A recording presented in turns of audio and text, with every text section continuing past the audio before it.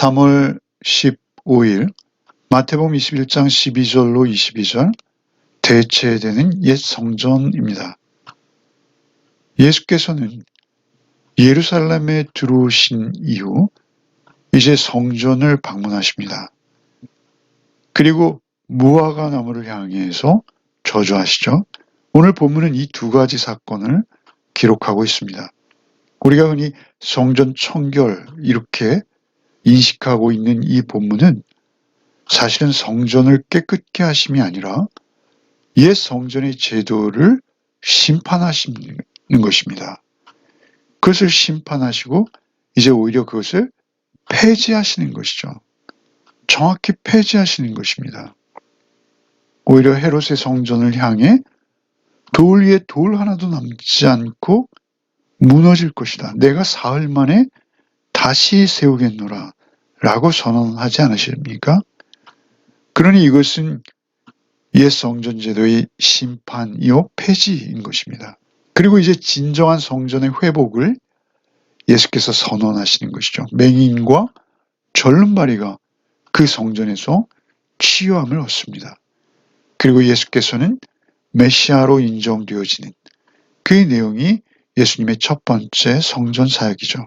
12절부터 읽겠습니다.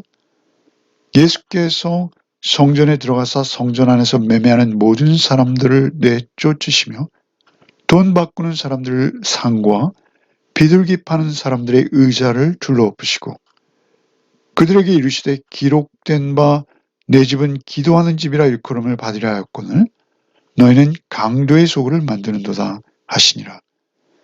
맹인과 저는 자들이 성전에서 예수께 나오매 고쳐주시니 대상과 서기관들이 예수께서 하시는 이상한 일과 또 성전에서 소리질러 호산나 다윗의 자손이여 하는 어린이들을 보고 노하여 예수께 말하되 그들이 하는 말을 듣느냐. 예수께서 이르시되 그렇다. 어린 아기와 젖먹이들의 입에서 나오는 찬미를 온전하게 하셨나이다 함을 너희가 읽어본 일이 없느냐 하시고 그들을 떠나 성 밖으로 베다니에 가서 거기서 유하시니라. 예수께서 성전에 들어가셨어요. 예루살렘에 들어오시자 이제 첫 번째 사역이 당연히 성전에 들어가시는 것이죠. 아버지의 집이 아니겠습니까? 그런데 그 성전 안에는 매매하는 사람들이 있었습니다. 돈을 바꿔주는 환전상들, 그리고 재물을 파는 장사꾼들. 그들이 안에 있었어요. 그들은 당시에 제사장들과 결탁하여서 특별한 이권을 가지고 그 안에서 좌판을 벌일 수 있었다라고 합니다.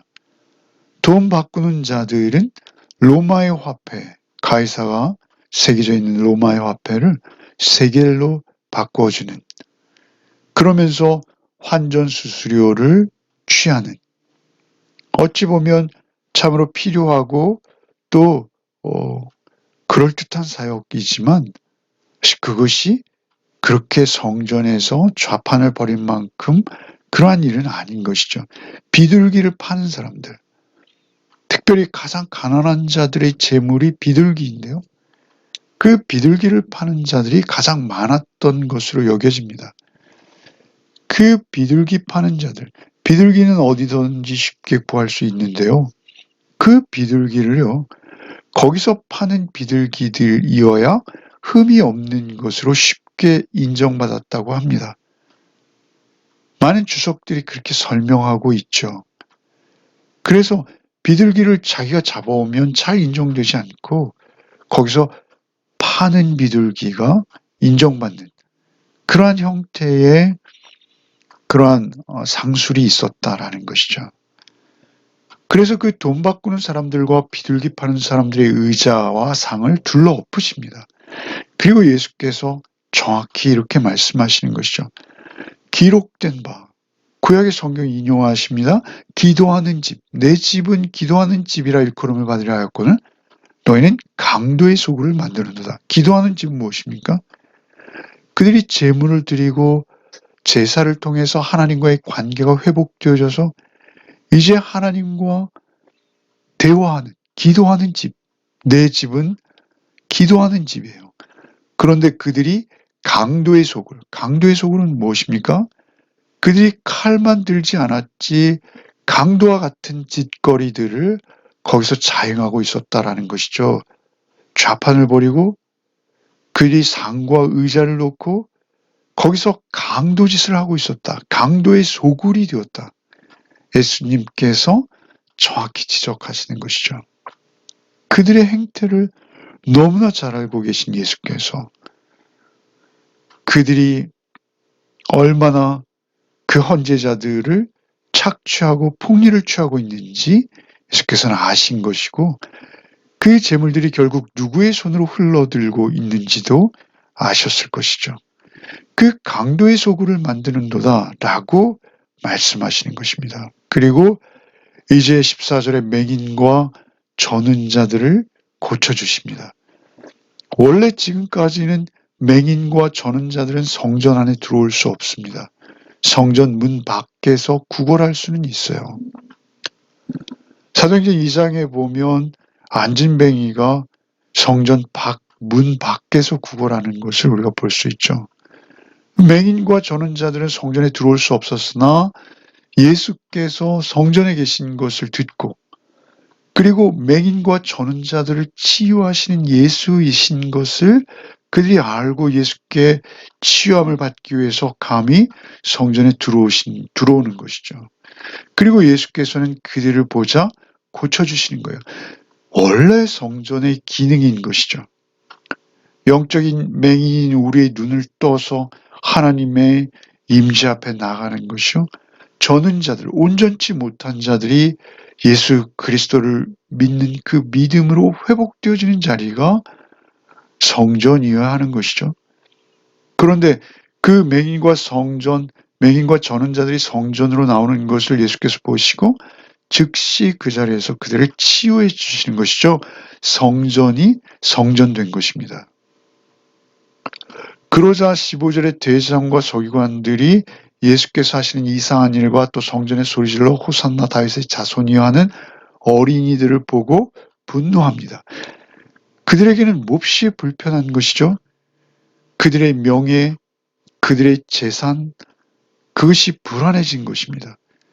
그래서 예수께서 맹인과 저는 자들을 치유하시고 호산나 다윗의 자손이여 하는 어린이들의 찬미를 받으시는 것을 이상하게 여긴다는, 불편하게 여긴다는 것입니다. 이상한 일과 어린이들을 보고 예수께 말하죠.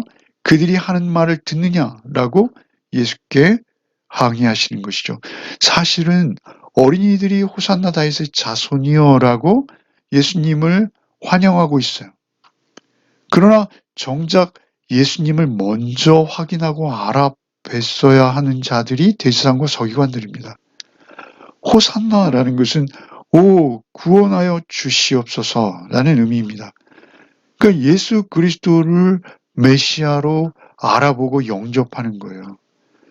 그런데 당시의 서기관과 제사장들은 예수를 몰라보는 거예요. 그들이 맹인인 거예요. 그들의 영적인 눈이 멀어버린 것이죠. 아니 그들이 구약의 말씀만 정직하게 읽고 있고 알고 있다 하더라도 예수님의 존재를 알아보아야 했었던 것이죠. 그럼에도 그들은 예수님을 대적하여 이제 죽음의 일을 궁리만 하고 있는 자들이 된 것이죠. 영적 맹인이 되었을 뿐만 아니라 그들은 사단의 수하가 되어버린 것입니다. 그러자 예수께서 이렇게 답변하시죠. 그렇다. 그들이 하는 말을 듣고 있다. 그들이 소리치지 않는다면 돌들이 소리칠 것이다. 라고 예수님이 이미 말씀하셨죠. 그렇다. 어린아이와 젖먹이들의 입에서 나오는 찬미를 온전하게 하셨나이다 함을 너희가 읽어본 일이 없느냐. 사실 예수 그리스도께서 오실 때의 상황을 여러 곳에서 예언하고 있어요. 이 시편의 말씀을 인용하시는 것인데요. 그들이 찬미를 해야 될 그들이 찬미를 하지 아니하고 오히려 어린아이와 젖먹이들의 입에서 찬미가 나오고 있는 것이죠. 그 말씀을 너희들이 읽어본 적이 없느냐? 너희들이 말씀 맡은 자들이 아니냐라고 말씀하시는 것이죠. 그리고 그들을 떠나 성 밖으로 베다니에 가서 유하시니라. 성 안에는 유월절을 맞아서 너무나 많은 인파들이 몰려서 성 안의 숙소가 부족했을 것이다 라고 주석하기도 하고요. 또 예수께서는 성 안에 머무시면 예수님께서 의도하시는 날짜와 시간에 십자가를 지셔야 하는데 그 일을 위해서 예수께서 예루살렘 성전 안을 벗어나셨다라고 주석하기도 합니다.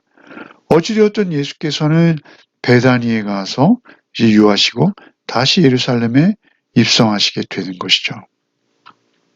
이제 18절부터 읽겠습니다.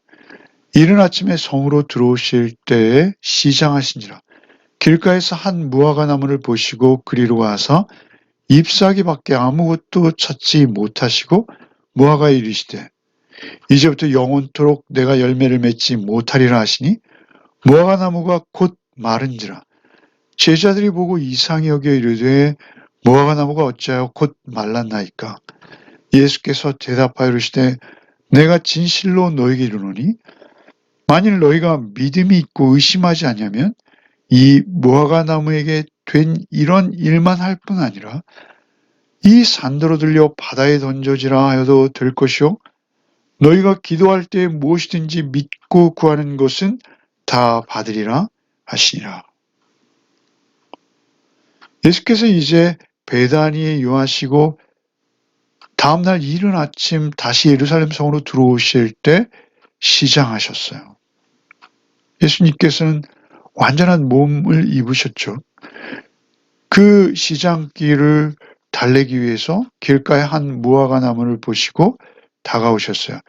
그 무화과 나무는 잎이 무성했던 것으로 보입니다. 잎사귀가 무성했는데 잎사귀밖에 없는 거예요. 무화과 나무의 특징은 무화과는 잎사귀를 맺기 전에 열매가 맺히는 나무라고 합니다. 열매가 먼저 나와서 무르익을 때 잎이 무성해지는 그러한 특징을 가진 나무라는 것이죠. 물론 아직 수확기는 아니죠. 그러나 수확 훨씬 이전이라도 그 열매를 가난한 농부들, 가난한 사람들은 따서 맛이 없지만 먹었다고 합니다. 그래서 예수께서 열매를 찾으신 것은 오히려 당연한 것이죠. 그런데 열매가 없었던 것이죠. 그러자 예수께서는 이제부터 영원토록 내가 열매를 못하리라 라고 무화과 나무를 저주하신 것이죠. 예수께서 많은 이적과 기사를 행하셨죠. 그런데 그것은 다 회복과 치유에 관련되어 있지 이렇게 저주스러운 기적은 없어요. 생명이 있는 무화과 나무가 말라 죽는 일은 사실 조금 우리가 보기엔 무서운 거죠. 그런데 이런 일은 예수께서 어떤 상징성을 가지고 예언을 하시는 것입니다. 무화과 나무가 열매 없이 잎만 무성한 것, 그것은 성전 그 개혁의 일을 바로 앞에서 참여하시고 그 일을 이루시고 그리고 그 과정 가운데에서 진정한 성전은 열매 맺는 역할이다. 겉모습, 그 화려한 제사의식만 가지고는 아무것도 할 수 없다. 이파리만 무성한 이 무화과 나무와 같은 것이다. 예루살렘 성전, 헤롯이 지은 그 성전, 그 짓고 있는 그 성전, 보기에는 너무 화려하지만 엄청나게 화려했죠. 지금까지 어떤 성전보다도 화려했습니다. 그럼에도 불구하고 그것은 열매 맺지 못한다는 것이죠. 하나님께서 찾으시는 구하시는 열매는 무엇입니까? 그것은 회복되어진 하나님의 백성이죠. 그것이 열매입니다. 그러나 그곳엔 그러한 기능이 없었어요. 무화과 나무가 곧 말라버린 것이죠. 그리고 예수님의 제자들은 무화과나무 마른 것에만 관심이 있어요. 기적에만 관심이 있어요. 그래서 어떻게 이렇게 무화과나무가 금세 말랐습니까? 라고 예수께 여쭙고 있죠. 그러자 예수께서 답변하십니다. 너희가 믿음이 있으면, 의심하지 않으면 이 무화과나무에게 된 일만 할 뿐 아니라 이 산을 들려 바다에 던져지라 해도 될 것이다. 라고 말씀하시죠. 이 말씀도 여러 가지 해석이 있습니다만 이 산이 과연 어떠한 산이냐? 감난산이다. 또는 시온 산성이다. 성전이 있는 산이다. 라고 해석하기도 해요. 어찌되었든 이제 그 앞에서 예루살렘 성전이 이제 폐지되어질 것을 말씀하지 않으셨습니까? 그러니까 사실은 그 성전이 있는 산을 상징한다면 이제 그것이 바다에 들려 던져지고 새로운 성전이 세워질 그 일과 관련해져서 이러한 기적을 베푸셨다라고 보여지는 것이죠. 가장 중요한 것은 무엇입니까? 열매 없는 무화과, 그것을 상징하고 있는 것이죠. 너희가 기도할 때 무엇이든지 믿고 구하는 것은 다 받으리라. 기도라는 것은 성전에서 드려졌던 것이 지금까지 앞서 13절에서 내 집은 기도하는 집이라 일컬음을 받을 것이다 라고 말씀하지 않으셨습니까? 이제 예수께서 성전이 되실 것이죠. 너희가 기도할 때 무엇이든지 믿고 구하면 이제 기도를 가르치셨죠. 그 예수 그리스도의 이름으로 예수의 이름으로 기도하라 하시지 않았습니까? 그 예수를 믿는 믿음으로 기도할 때 정말 산이 들려 바다에 던져지는 일보다 더한 일, 그것은 무엇입니까? 영혼이 구원받는 일이죠. 성전 되신 예수 그리스도 안에서 한 영혼이 구원받는 일, 예수 그리스도께서 성전 되셔서 그들을 회복시켜 주시고 그들을 임마누엘로 경험케 하시는 예수 그리스도. 이제 그 성전이 무너질 것입니다. 그 성전은 주님 오시기 20년 전에 착공되었어요. 그래서 지금 20년이 넘도록 30년, 50년이죠. 예수님의 공생애가 30세라면 그 20년 더하기 30년, 예수님 오시기 전에 20년 더하기 30년, 50년 동안 지어져 왔어요. 그리고 앞으로도 30여 년 더 지어질 것이죠. 왜냐하면 AD 63년경에 완공되었거든요. 그러나 그 성전은 6, 7년밖에는 유지하지 못해요. 70년, AD 70년에 로마의 티토에 의해서 돌 위에 돌 하나도 남지 않냐고 예수님의 예언대로 다 무너져 내릴 것이죠. 그리고 예수께서 성전 되실 것입니다. 그리고 그 예수 그리스도의 이름으로 기도할 때 무엇이든지 믿고 구하는 것은 다 받는 그러한 일들이 그들에게 실현되어질 것이죠. 놀라운 일이 아닙니까? 예수께서는 이 모든 것들을 지금 예언하시고 예표하시고 그들에게 분명하고 뚜렷한 말씀으로 남겨주시는 것이죠. 오늘날 우리는 성전 되었습니다.